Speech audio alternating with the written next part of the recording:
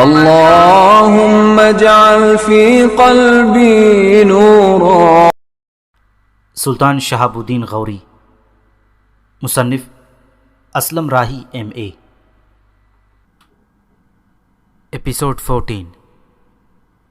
سلطان شہاب الدین غوری دریائے سرسوتی کے کنارے ترائن کے میدانوں میں ہزیمت اٹھانے کے بعد بڑا برہم اور انتہائی غصے کی حالت میں غزنی چلا گیا تھا۔ وہاں اس نے وقت ضائع نہیں کیا، دن رات ایک کر کے نہ صرف اپنے لشکر کو استوار کرنا شروع کر دیا بلکہ لشکریوں کی تربیت کا بھی کام شروع کر دیا تھا۔ کہتے ہیں اپنی اس شکست کا بدلہ لینے کے لیے سلطان نے اپنی صحت کو نظر انداز کر دیا تھا۔ صرف 1 سال کے قلیل عرصے میں ہی سلطان شہاب الدین غوری نے ایک خاصا بڑا لشکر تیار کر لیا تھا۔ مورخین لکھتے ہیں کہ اب اس لشکر کی تعداد لگ بھگ 1 لاکھ سے زائد لشکریوں پر مشتمل تھی۔ سلطان شہاب الدین غوری کا یہ لشکر زیادہ تر ترکوں اور خلجیوں اور افغانی لشکروں پر مشتمل تھا، اور اس لشکر کو لے کر وہ مشرق کی طرف روانہ ہوا تھا۔ تاہم اپنے کسی سالار، اپنے کسی مشیر اور اپنے کسی لشکری تک کو اس نے یہ نہیں بتایا کہ وہ 1 لاکھ سے زائد لشکر کو لے کر کدھر کا رخ کرے گا، کس پر حملہ آور ہونے کی ابتدا کرے گا۔ مورخین یہ بھی لکھتے ہیں کہ اس بار سلطان شہاب الدین غوری نے کسی سے مشورہ نہیں کیا تھا کہ دشمن کے مقابلے میں اسے کیا طریقہ کار اختیار کرنا چاہیے۔ کہا جاتا ہے کہ جب سلطان شہاب الدین غوری اپنی اس عظیم الشان لشکر کو لے کر پشاور کے قریب آ کر خیمہ زن ہوا تو اس کا ایک بوڑھا مشیر، جس کی سلطان کی نگاہوں میں بڑی قدر و منزلت تھی، وہ سلطان کی خدمت میں حاضر ہوا اور بڑی عاجزی اور انکساری میں سلطان کو مخاطب کر کے کہنے لگا، سلطان محترم، اب تک آپ کے کسی جانثار، آپ کے کسی سالار و ساتھی کو یہ معلوم نہیں ہو سکا کہ آپ کا اس لشکر کے ساتھ کس سمت کو ارادہ ہے اور کس دشمن پر آپ حملہ آور ہونے کے لیے اتنا عظیم الشان لشکر لے کر نکلے ہیں۔ اپنے اس مشیر کے الفاظ پر سلطان شہاب الدین غوری مسکرایا اور کہنے لگا، کیا تجھے معلوم نہیں کہ جس دن سے میں نے دریائے سرسوتی کے کنارے ترائن کے میدانوں میں ہزیمت اٹھائی ہے، اس دن سے میں نے اپنی بیوی کا منہ نہیں دیکھا اور نہ ہی لباس تبدیل کیا ہے۔ یہ سارا سال میں نے انتہائی رنج و غم میں بسر کیا ہے۔ یہاں تک کہنے کے بعد سلطان شہاب الدین غوری رکا، پھر اپنے جذبات کا اظہار کرتے ہوئے اپنے اس بوڑھے مشیر سے کہہ رہا تھا، تمہیں یہ بھی خبر ہوگی کہ جن خلجی اور غوری سالاروں اور امیروں نے میری خدمت کو نظر انداز کر کے مجھے تنہا میدان جنگ میں چھوڑ دیا تھا، میں نے ان لوگوں کے ساتھ سلام و دعا تک روا نہیں رکھا۔ ان نمک حرام امیروں میں سے مجھے کسی سے امید نہیں ہے، لیکن خداوند قدوس کے بھروسے پر میں اس لشکر کو لے کر ہندوستان پر حملہ آور ہوں گا اور ترائن کے میدان میں اپنی ہزیمت اور شکست کے داغ دور کروں گا۔ سلطان شہاب الدین غوری کے ان الفاظ کے جواب میں وہ بوڑھا مشیر مخاطب ہو کر کہنے لگا، سلطان محترم، میری خداوند سے دعا ہے کہ وہ آپ کو کامیاب اور کامران کرے، آپ کے دشمنوں کو آپ کے مقابلے میں ناکام و نامراد رکھے۔ مجھے امید ہے کہ ہمارے سارے سردار اور امیر اپنی پچھلی غفلت کی تلافی اس بار خوب کریں گے۔ مجھے یہ بھی امید ہے کہ لشکر کے سارے سالار و سردار ترائن کی پچھلی جنگ میں لگے دامن سے بزدلی کے دھبے اپنے خون سے دھو کر ہمیشہ ہمیشہ کے لیے اپنا نیک نام چھوڑنے کا اہتمام کریں گے۔ یہاں تک کہنے کے بعد وہ بوڑھا مشیر رکا، پھر اپنے مطلب کی طرف آتے ہوئے کہنے لگا، سلطان محترم، آپ کے اس قدیم نمک خوار کی یہ بھی درخواست ہے کہ آپ اپنے سارے سالاروں اور امیروں کا قصور معاف کر دیں اور انہیں شرف باریابی عطا فرما دیجیے۔ آپ کا یہ سلوک آپ کے سالاروں اور رؤسا کو خود بخود راہ راست پر لے آئے گا۔ اپنے دل و جان سے اس امر کی کوشش کریں گے کہ گزشتہ بدنامی کو نیک نامی سے بدل کر اپنے آقا کا حق ادا کریں گے۔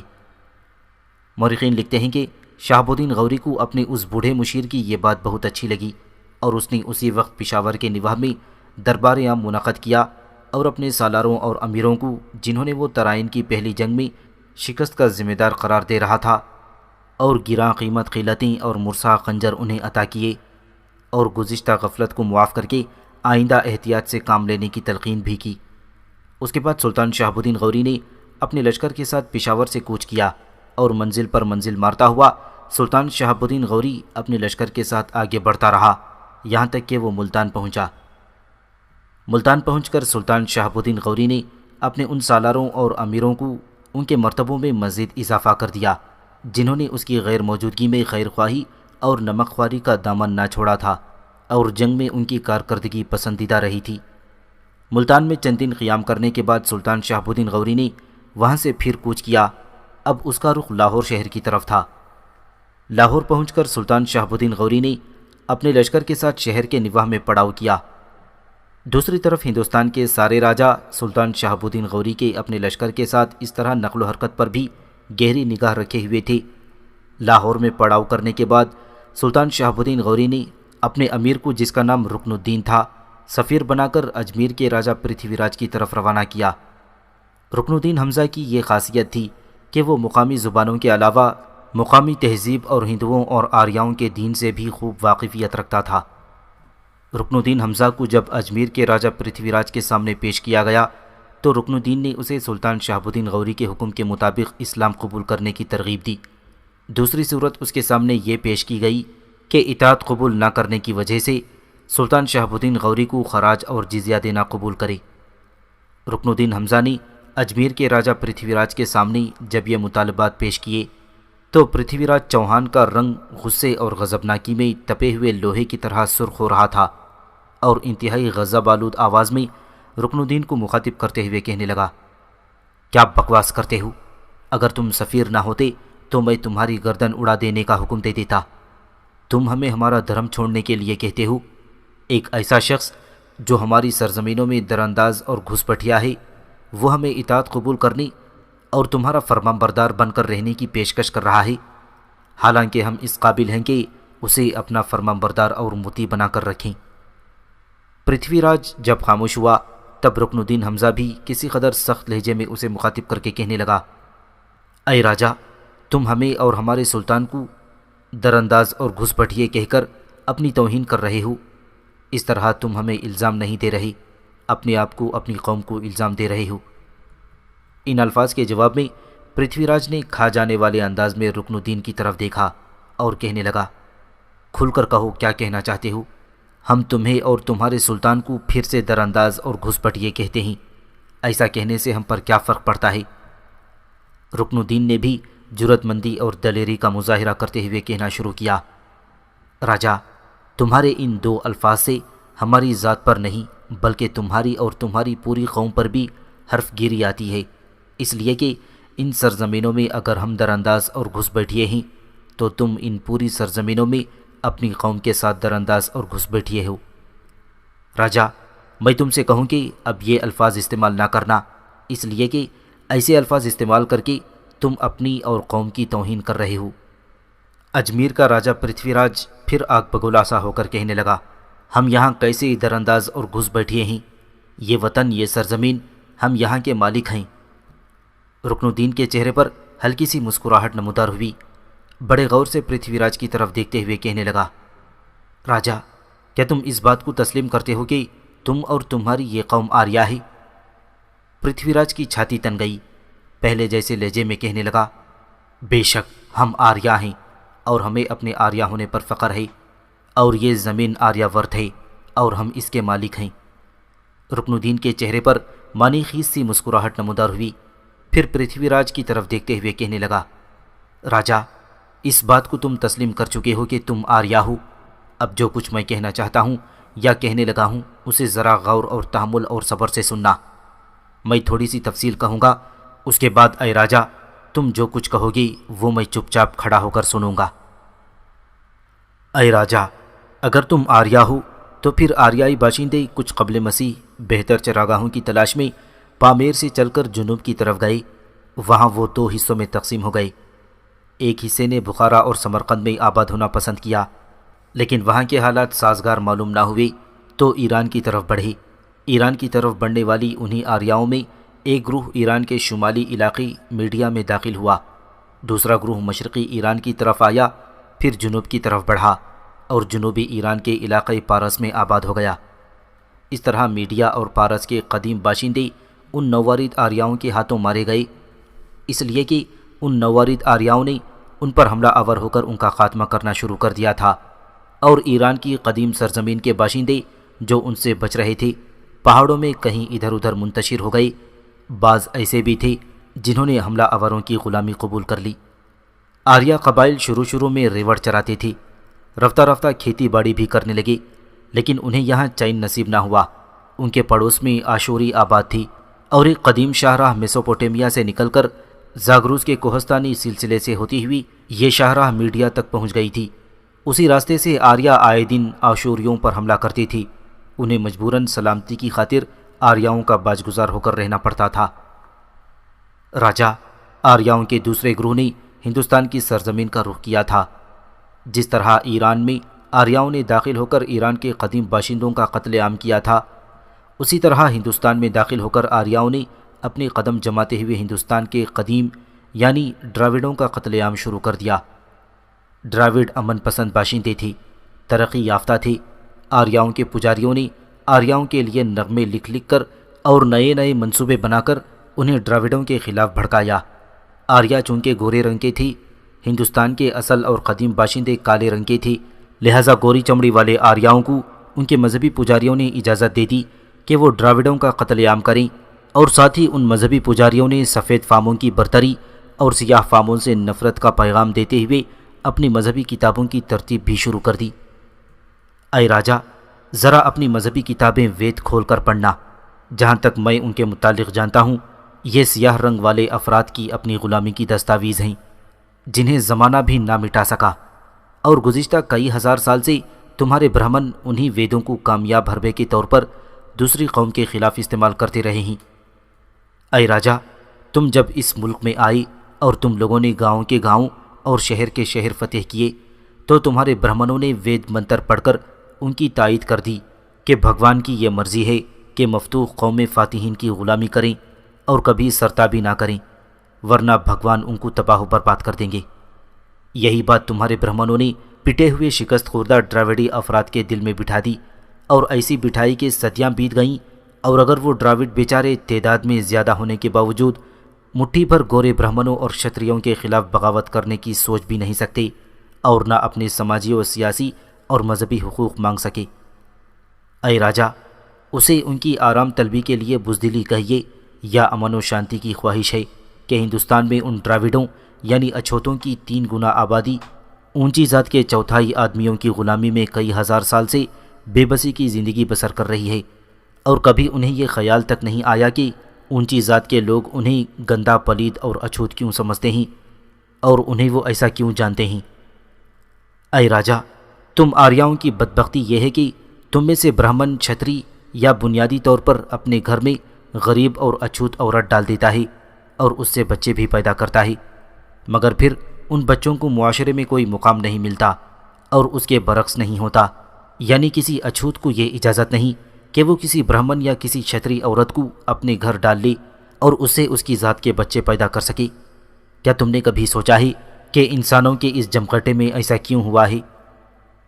یہاں تک کہنے کے بعد رکن الدین رکا، پھر اپنی بات کو آگے بڑھاتا ہوا وہ کہہ رہا تھا، راجا، تمہارے برہمنوں نے اب اپنی طرف سے وید لکھ لکھ کر ان میں یہ بات ڈال دی ہے کہ ایشور یعنی خدا اچھوتوں کو پسند نہیں کرتا، اور اس نے ازل ہی میں فیصلہ کر دیا ہے کہ ہندوستان کے قدیم باشندوں کو آریاؤں کا غلام بنا دے گا اور ان کو ہمیشہ تباہ و برباد رکھے گا، اور برہمنوں اور بنیوں کے ہاتھوں ذلیل و خوار کرتا رہے گا، انہیں ملیچ اور ناپاک کہلائے گا، اور تمہیں اعلیٰ ذات کے افراد قرار دے کر زندگی بسر کرنے کے لیے فراہم کرے گا۔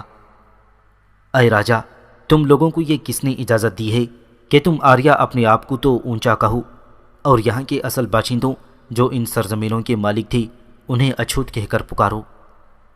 کبھی تم نے اپنے دل پر ہاتھ رکھ کر سوچا ہے کہ کب تک ہندوستان کے یہ باشندے آریاؤں کے برہمنی اقلیت کے غلام بنے رہیں گے اور اپنی ذلت بھی محسوس نہیں کریں گے؟ تم لوگوں نے انہیں اپنا داس، چور اور ڈاکو کہنا شروع کر دیا ہے، حالانکہ تم آریہ خود چور اور ڈاکو اور لٹیرے بن کر ان سرزمینوں پر آئے تھے اور یہاں قبضہ کر لیا تھا۔ یہاں کے ڈراوڈوں کی دولت و ثروت دیکھ کر تم آریاؤں کی آنکھیں خیرہ ہو گئی تھیں۔ یہاں تک تھوڑی دیر رکنے کے بعد رکن الدین پھر کہہ رہا تھا، اے راجا، جو کچھ میں نے کہا ہے وہ تمہاری سمجھ میں آ گیا ہوگا۔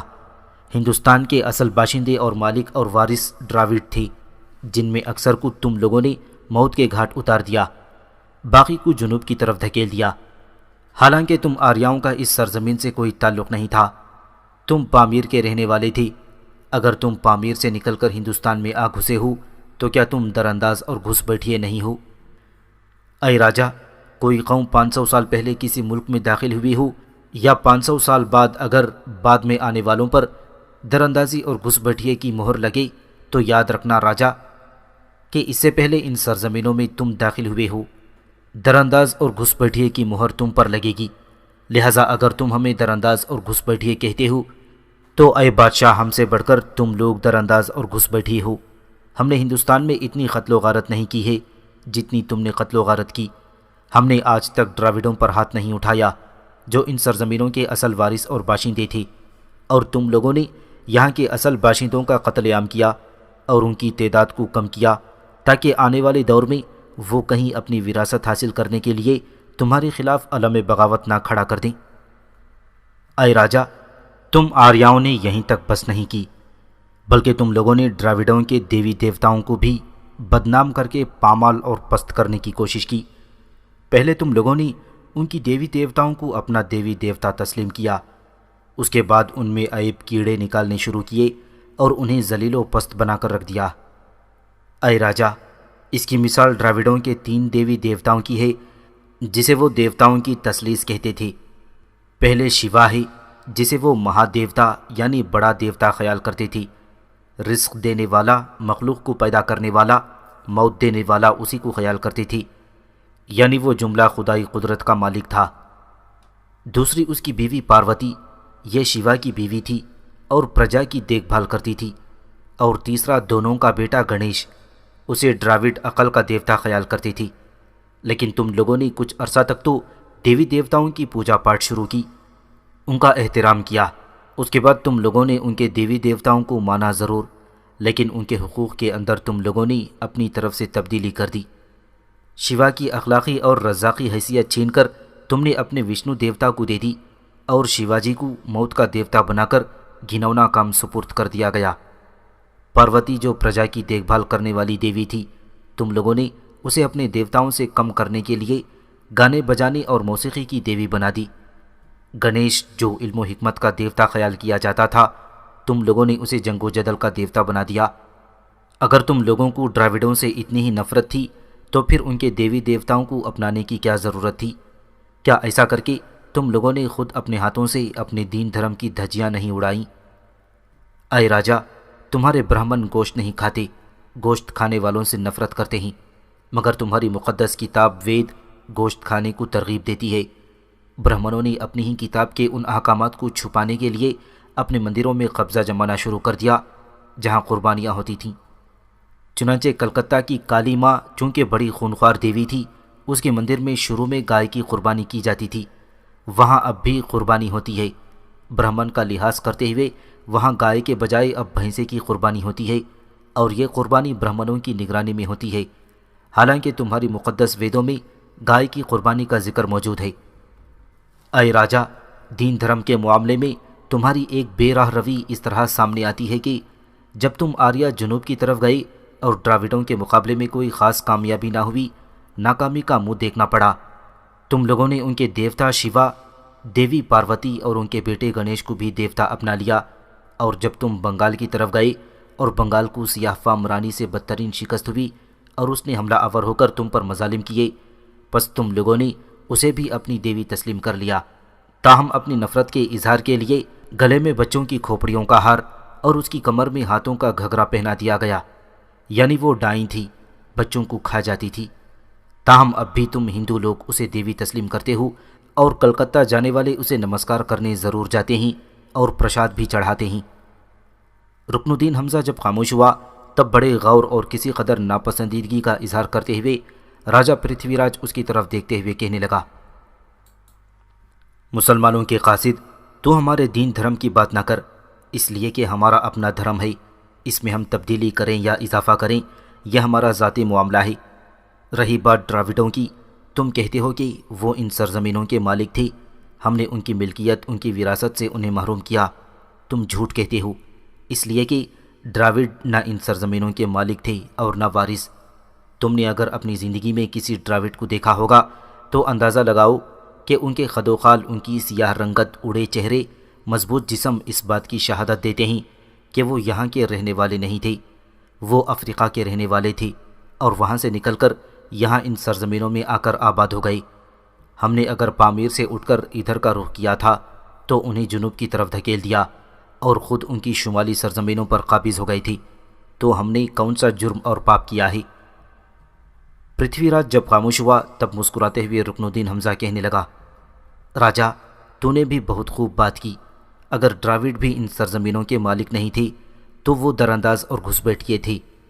تم بھی ان سرزمینوں کے مالک نہیں ہو، لہٰذا درانداز ہو۔ لہٰذا تمہارے بعد جب کوئی ان سرزمینوں میں درانداز کی حیثیت سے داخل ہوگا تو تمہیں کیا حق بنتا ہے کہ اسے روکو؟ اس لیے کہ جس جرم سے تم اسے روکنا چاہو گے وہ جرم خود تم پہلے کر چکے ہو۔ رکن الدین کے خاموش ہونے پر پرتھوی راج کچھ دیر خاموش رہا، سوچتا رہا، پھر کہنے لگا، میرے مخبروں نے اطلاع دی ہے کہ تمہارا سلطان شہاب الدین غوری اپنے لشکر کے ساتھ لاہور پہنچ چکا ہے۔ اگر تم یہ سمجھتے ہو کہ جس طرح ڈراوڈ ان سرزمینوں پر آئے، جس طرح ہم ان سرزمینوں میں داخل ہوئے، اس طرح تم بھی یہاں وارد ہو کر یہاں کامیاب ہو جاؤ گی، تو یہ تمہاری بھول، تمہاری غلطی ہے۔ ہم تم لوگوں کو مار مار کر یہاں سے ایسا بھگائیں گے کہ دوبارہ ان سرزمینوں کا رخ کرنے کی ہمت و جرأت نہیں کرو گے۔ میری سمجھ میں یہ بات نہیں آ رہی کہ اس سے پہلے ترائن کے میدان میں ہم لوگ تمہیں بدترین شکست دے چکے تھے۔ شکست اٹھا کر تم لوگ بھاگ بھی گئے، بلکہ تمہارا سلطان شہاب الدین غوری میرے بھائی گوبند رائے کی تلوار سے زخمی بھی ہوا اور اس کے بچنے کی کوئی امید نہیں تھی۔ جب وہ ترائن کے میدانوں میں شکست اٹھا کر بھاگا تو یہی خیال کرتے تھے کہ وہ غزنی پہنچتے پہنچتے راستے میں دم توڑ چکا ہوگا، لیکن اگر وہ زندہ بچ گیا ہے اور دوبارہ ترائن کے میدانوں کو آباد کرنا چاہتا ہے تو اس کے لیے ہم تیار ہیں۔ اس بار ہم اسے اور اس کے سارے لشکریوں کو واپس نہیں جانے دیں گے، ترائن کے میدان میں ہی سب کا قتل عام کریں گے تاکہ پھر ان جیسی دراندازی کرنے کی کسی کو ہمت و جرأت اور جسارت نہ ہو۔ یہاں تک کہنے کے بعد اجمیر کا راجہ پرتھوی راج خاموش ہو گیا۔ اس کے بعد فیصلہ کن انداز میں رکن الدین حمزہ کو مخاطب کر کے کہنے لگا، اب اس موضوع پر مزید میں تم سے کوئی گفتگو نہیں کرنا چاہتا۔ واپس اپنے سلطان شہاب الدین غوری کے پاس جاؤ جو اس وقت لاہور میں قیام کیے ہوئے ہے، اور میری طرف سے اسے پیغام دو کہ اس کی بہتری، اس کی بھلائی، اس کی عافیت و خیریت اسی میں ہے کہ جن قدموں سے وہ لاہور تک پہنچا ہے وہیں سے پلٹے واپس اپنے شہر غزنی کی طرف چلا جائے۔ اگر وہ ایسا نہیں کرے گا تو پھر اسے اور اس کے لشکریوں میں کسی کو بھی زندہ سلامت واپس اپنے شہروں کی طرف جانا نصیب نہ ہوگا۔ اس طرح رکن الدین حمزہ اپنے سلطان شہاب الدین غوری کے کہنے پر اسے سلطان کا پیغام دے کر واپس سلطان کے پاس پہنچ گیا تھا۔ اس کے بعد اجمیر کے راجہ پرتھوی راج نے اپنے کام کی ابتدا اس طرح کی کہ ہندوستان کے تمام راجاؤں کو اپنی مدد کے لیے خطوط لکھے۔ سبھی راجاؤں نے اجمیر کے راجہ پرتھوی راج کا ساتھ دینے کا عہد کیا اور خط ملتے ہی اپنے اپنے لشکر لے کر اس کی مدد کے لیے چل پڑے تھے، اور کچھ ہی دنوں میں تمام ہندوستان کے راجا اجمیر کے راجہ پرتھوی راج کے گرد جمع ہو گئے۔ کہتے ہیں اس موقع پر اجمیر کے نواح میں لگ بھگ 3 لاکھ راجپوتوں کا ایک لشکر جمع ہو گیا تھا۔ ہندوستان کے سارے راجہ 3 لاکھ کے اس لشکر جرار کو لے کر نکلے اور پہلے کی طرح دریائے سرسوتی کے کنارے ترائن کے میدانوں کا رخ کیا۔ دوسری طرف اس بار سلطان شہاب الدین غوری بھی خم ٹھونک کر ترائن کے میدانوں میں داخل ہوا اور ہندوؤں کے لشکر کے بالکل سامنے اس نے پڑاؤ کیا تھا۔ اس وقت مورخین لکھتے ہیں کہ اجمیر کے راجہ پرتھوی راج کے ساتھ ہندوستان کے لگ بھگ 150 راجا تھے۔ جب سلطان شہاب الدین غوری ان کے سامنے ترائن کے میدانوں میں آ کر خیمہ زن ہوا تب سارے راجہ پرتھوی راج کی سرداری میں ایک جگہ جمع ہوئے۔ اپنے ماتھوں پر سب سے پہلے انہوں نے بہادری کا ٹیکا لگایا، پھر انتہائی بہادری اور جرأت مندی سے کام لینے لگے اور جنگ کے دوران مسلمانوں کو تباہ و برباد کرنے کی قسم کھائی۔ ان سارے ہندو راجاؤں نے آپس میں یہ بھی عہد کیا کہ جب تک مسلمانوں کو بالکل ختم نہ کر لیں اپنی تلواریں میان میں نہ رکھیں گے، اور اس میدانی جنگ میں اپنے اپنے کمالات کا ایسا مظاہرہ کریں گے کہ دنیا میں ہمیشہ ہمیشہ کے لیے ان کا نام باقی رہے گا۔ ہندوستان کے یہ راجہ چونکہ شہاب الدین غوری کو ایک بار شکست دے چکے تھے، اس لیے ان کے حوصلے بہت بڑے ہوئے تھے۔ سلطان شہاب الدین غوری کے ساتھ جنگ شروع کرنے سے پہلے ہندوستان کے سارے راجاؤں نے آپس میں یہ طے کیا تھا کہ ابتدائی جنگ سے پہلے مسلمانوں کے سلطان شہاب الدین غوری کو ایک ہدایت نامہ بھیجا جائے اور یہ ہدایت نامہ اس کے لیے ایک تنبیہ ہو۔ اس ہدایت نامے میں ہندوستان کے سارے راجاؤں نے مل کر ایک خط کی صورت میں سلطان شہاب الدین غوری کو لکھا، جس کا مضمون کچھ اس طرح سے تھا: ہم ہندو راجاؤں کے لشکر کی کیفیت تو تمہیں معلوم ہو گئی ہوگی۔ ہمارے ساتھ جس قدر لشکر ہے وہ تمہیں اور تمہارے لشکر کو تباہ و برباد کرنے کے لیے کافی ہے۔ معاملہ یہیں تک ختم نہیں ہوتا، دن بدن ہمارے لشکر کی تعداد بڑھ رہی ہے، اس لیے کہ ابھی تک مختلف اطراف اور مختلف راجاؤں کی طرف سے ہمیں کمک کی صورت میں لشکر مل رہے ہیں، اور ہمارے لشکر کی تعداد روز افزاں زیادہ ہوتی جا رہی ہے، اور جب ہم اپنے لشکر کے ساتھ تمہارے خلاف حرکت میں آئیں گے تو تمہارے لشکر کے قدموں سے زمین کا سینہ کانپ جائے گا۔ اگر تمہیں اپنی جان عزیز ہے تو اپنے لشکریوں کی غربت پر رحم کھاؤ۔ ہم نے اپنے دیوتاؤں کے سامنے قسم کھا لی ہے کہ اگر تم ہمارے ساتھ جنگ کرنے کے ارادے سے باز آ کر واپسی کا ارادہ کر لو گے تو ہم تم سے کسی قسم کا تعرض نہ کریں گے اور تمہارا راستہ نہ روکیں گے، اور ہم تم پر رحم کھا کر تمہیں واپس جانے کی اجازت دے دیں گے۔ اور اگر تم نے ہم سے ٹکرانے کا ارادہ کر لیا، ہم سے جنگ کرنے کی کوشش کی، تو کل صبح ہم اپنے 3000 ہاتھیوں اور بے شمار لشکریوں کے ساتھ میدان جنگ کو میدان حشر بنا دیں گے، اور اس کے نتیجے میں یقیناً تمہیں شکست کھا کر ذلت و رسوائی کے ساتھ یہاں سے غزنی کی طرف بھاگنا پڑے گا۔ پرتھوی راج کے قاصد نے جب یہ خط سلطان شہاب الدین غوری کے سامنے پیش کیا تو سلطان شہاب الدین غوری نے وہ خط پڑھا۔ تب سلطان نے ان کے خلاف ایک جنگی ترکیب استعمال کی۔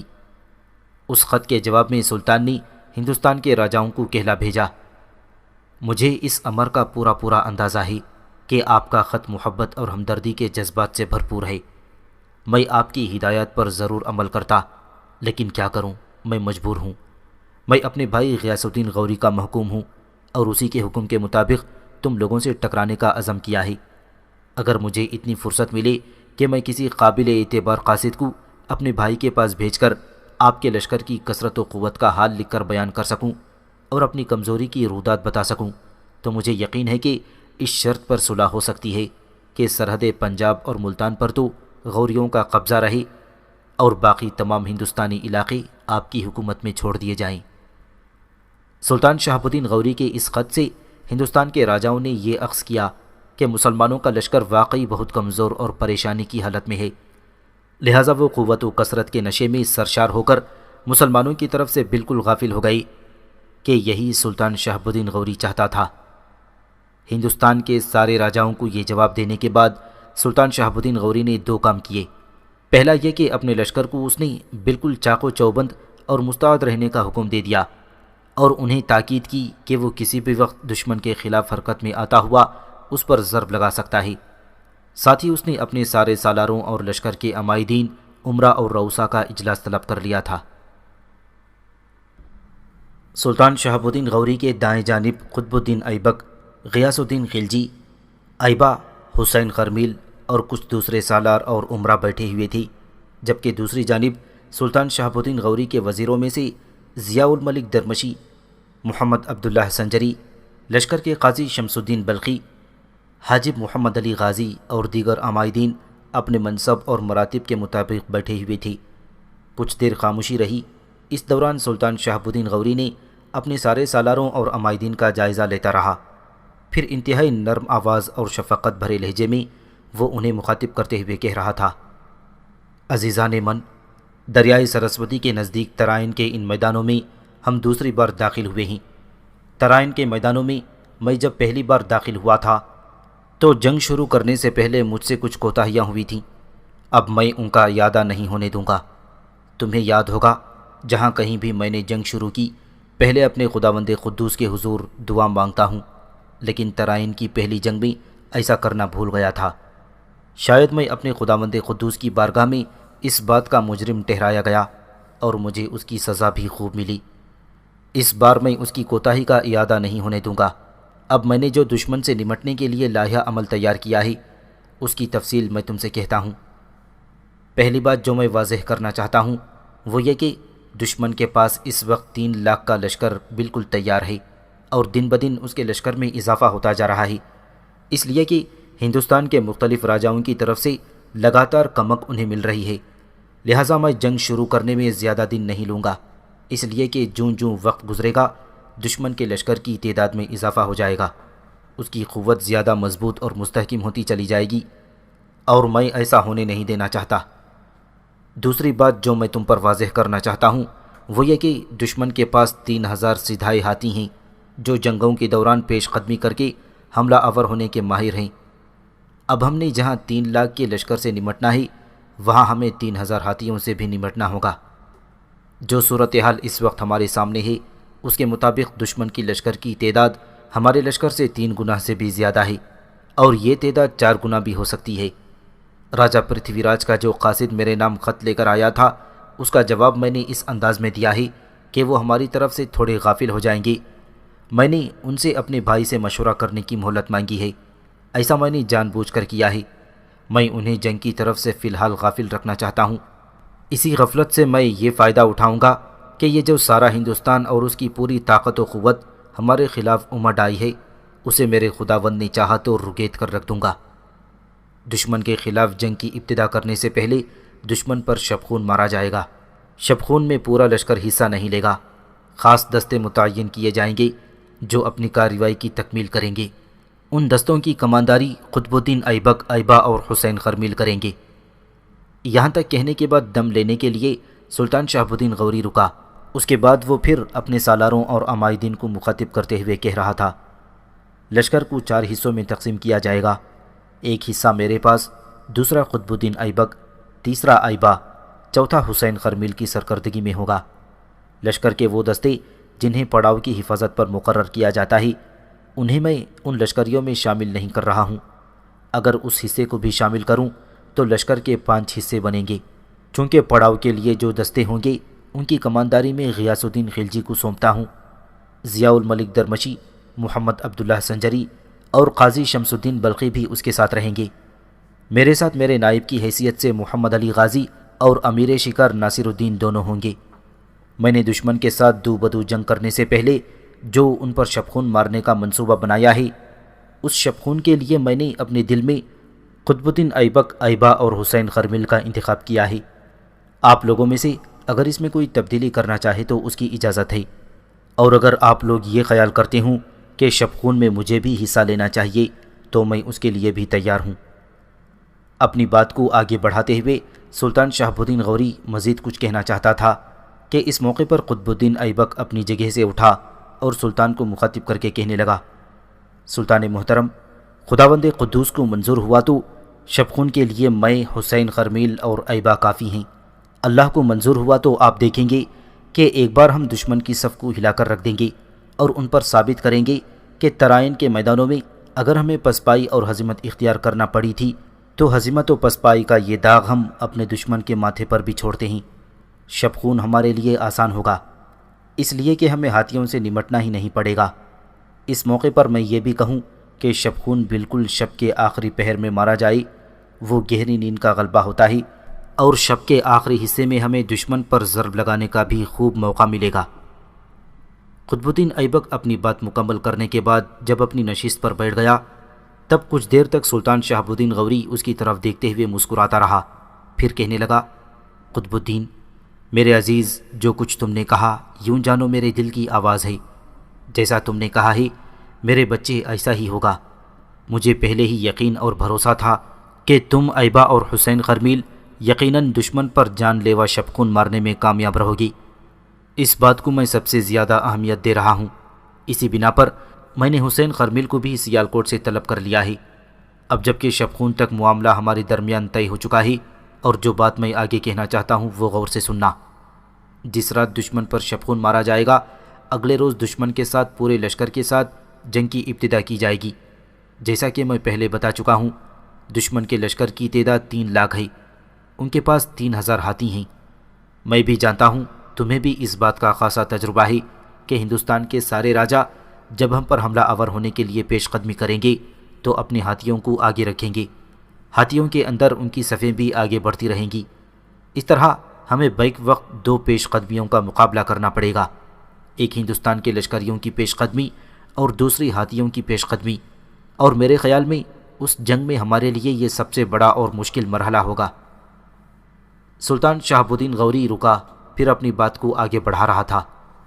اس کٹھن مرحلے سے نمٹنے کے لیے میرے ذہن میں ایک ترکیب ہے، اس کا اظہار میں تم لوگوں سے کرتا ہوں۔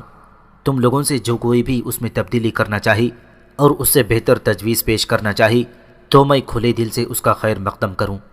جو تجویز اس وقت میرے ذہن میں ہے وہ میں تم سے کہتا ہوں۔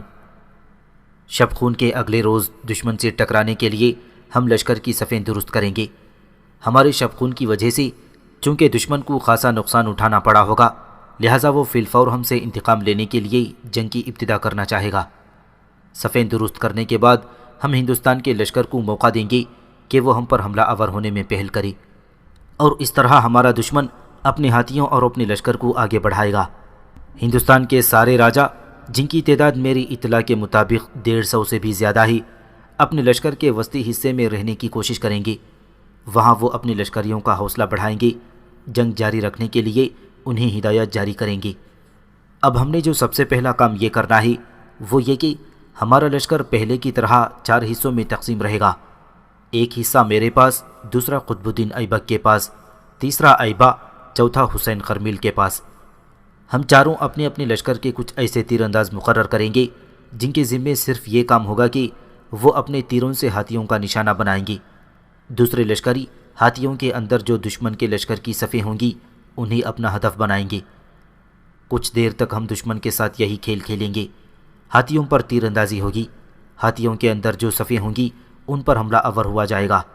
اس کے بعد کچھ اس طرح پسپائی اختیار کی جائے گی کہ دشمن یہ جانے کہ ان کی یلغار اور پیش قدمی کے سامنے ہم ہمت ہار بیٹھے ہیں، دشمن کے حملوں کا دباؤ برداشت نہیں کر سکے، پسپا ہوئے ہیں اور شکست اٹھانے کے در پہ ہیں۔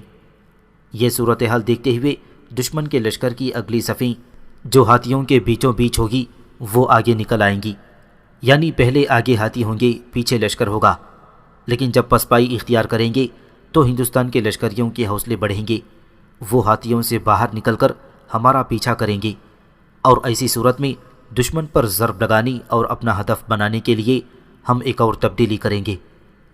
پہلے لشکر کے چاروں حصے پسپائی اختیار کریں گے، اپنی پوری طاقت اور قوت کے ساتھ دشمن کے ان لشکریوں پر حملہ آور ہوں گے جو ہاتھیوں سے آگے نکل آئے ہوں گے۔ ان کا مکمل طور پر صفایا کر دیا جائے گا، اور جب ایسا ہو چکے گا تب میں تکبیر بلند کروں گا۔ تکبیر کے جواب میں سارے سالار لشکری بھی تکبیریں بلند کریں گے۔ اس وقت حسین خرمیل اپنے اپنے لشکر کے ساتھ دشمن کے سامنے رہیں گے۔ ایبا اور قطب الدین ایبک دائیں بائیں ہٹ جائیں گے۔ ایبا دائیں جانب سے ہوتا ہوا آگے بڑھے گا اور دشمن کے بائیں پہلو پر حملہ آور ہوگا۔ قطب الدین ایبک جنگ کے دوران لشکر کے بائیں پہلو پر ہوگا، یہ بھی بائیں طرف ہٹ کر دشمن کے دائیں پہلو پر ضرب لگائے گا۔ اس طرح سامنے کی طرف سے میں اور حسین خرمیل دشمن پر ضربے لگاتے رہیں گے، اور دائیں بائیں سے قطب الدین ایبک اور ایبا جب ضرب لگائیں گے تو میدان جنگ کا وہ سما ہوگا کہ مجھے امید ہے کہ دشمن کے لیے نہ صرف شکست کا باعث بنے گی بلکہ ان کے لیے عبرت خیزی بھی ثابت ہوگی۔ یہاں تک کہنے کے بعد سلطان شہاب الدین غوری رکا، ایک بار اپنے سارے سالاروں اور عمائدین کا گہری نگاہ سے جائزہ لیا، پھر اس کے چہرے پر ہلکا سا تبسم نمودار ہوا اور سب کو مخاطب کرتے ہوئے وہ کہہ رہا تھا، میرے عزیزوں، جو کچھ میں کہنا چاہتا تھا کہہ چکا۔ دشمن سے نمٹنے کے لیے جو لائحہ عمل میں نے گزشتہ شب مرتب کیا تھا وہ میں نے تم سے کہہ دیا ہے۔ اب اگر تم میں سے اس میں کوئی تبدیلی لانا چاہی، دشمن کے ساتھ جنگ کے طریقہ کار میں کوئی نیا اور مزید اضافہ کرنا چاہی، تو اپنی جگہ سے اٹھ کر اپنی تجویز کہی۔ اگر وہ تجویز اچھی ہوئی، قابل قبول ہوئی تو اس پر یقیناً عمل کیا جائے گا۔ سلطان شہاب الدین غوری کے ان الفاظ کے جواب میں اس کا نہ کوئی سالار اٹھا اور نہ کوئی امیر یا عمائدین سلطنت میں سے اٹھ کر کسی نے تجویز پیش کی۔ اس پر سلطان کے چہرے پر خوشگوار مسکراہٹ پھیل گئی تھی۔ اس موقع پر لشکر کے قاضی شمس الدین بلخی اپنی جگہ پر اٹھے اور سلطان کو مخاطب کر کے کہنے لگے، سلطان محترم، میں سمجھتا ہوں آپ نے دشمن سے نمٹنے کے لیے جو تجویز پیش کی ہے اس سے بہتر کوئی تجویز ہو ہی نہیں سکتی۔ اس تجویز کو سننے کے بعد کسی کو اپنی جگہ سے اٹھ کر یا کسی امیر کا کھڑے ہو کر اس سے متعلق کچھ نہ کہنا اس بات کی غمازی ہے کہ سب آپ کی اس تجویز سے متفق ہیں اور اسی پر عمل کیا جائے گا۔ خداوند قدوس کو منظور ہوا تو آنے والی جنگ میں کامرانی اور فتح مندی ہماری ہوگی، لیکن آپ سے اس موقع پر گزارش ہے کہ جس رات دشمن پر شبخون مارنا ہوگا اس رات آپ اللہ کی بارگاہ میں تہجد کے بعد اپنے خداوند قدوس کے حضور انتہائی عاجزی کے ساتھ اپنے لشکر کی کامیابی اور فوز مندی کے لیے دعا کیجیے گا۔ میں بھی ایسا ہی کروں گا۔ اس کے ساتھ ہی قاضی شمس الدین بلخی اپنی جگہ پر بیٹھ گئے۔ سلطان شہاب الدین غوری تھوڑی دیر تک شمس الدین بلخی کی طرف دیکھتے ہوئے مسکراتا رہا، پھر کہنے لگا، آپ نے جو کچھ کہا ہی میں اس پر سختی سے عمل کروں گا، اور میرا دل کہتا ہے کہ میدان ہمارے ہی ہاتھ میں ہوگا۔ اس کے ساتھ ہی اپنے سارے سالاروں اور عمائدین کا وہ اجلاس سلطان نے ختم کر دیا تھا۔